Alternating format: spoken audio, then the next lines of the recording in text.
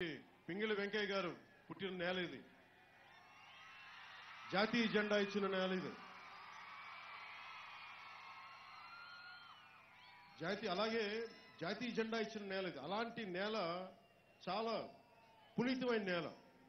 వీళ్ళందరి ఆశయాలతోటి ఏమి ఆశించకుండా మన వంతు కృషి మనం చేద్దాం. అధికారం కోసం అరువులు చాచలేదు నేను. మీ భవిష్యత్తు బాగుండాలని చాలా ఆశలు ఉన్నాయి నాకు. చాలా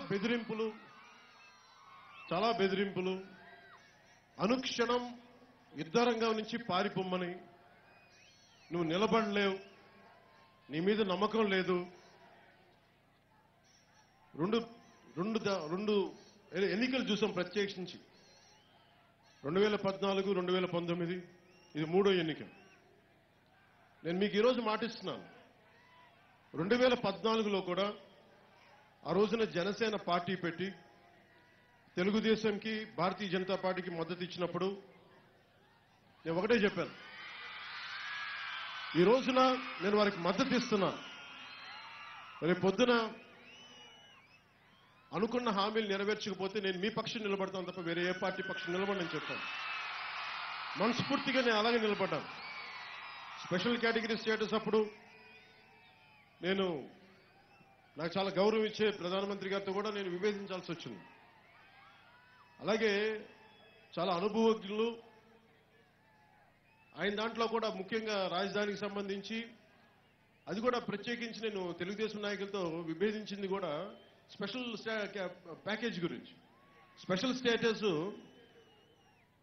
స్పెషల్ కేటగిరీ స్టేటస్ కాకుండా మీరు కేంద్ర ప్రభుత్వం ఇస్తున్న స్పెషల్ ప్యాకేజ్ తీసుకొని మీకు ఇబ్బంది పెడతాం, దీన్ని సరైనది కాదన్న ఉద్దేశంతో నేను విభేదించాను తప్ప ఇంకే విధంగా నేను విభేదించలేదు. అదంతా ఎందుకంటే నేను చెప్తున్నానంటే, నేను మీకోసం మాట చెప్తే దానికి నేను నిలబడతాను. ఈరోజు నేను కూడా చాలా ప్రత్యేక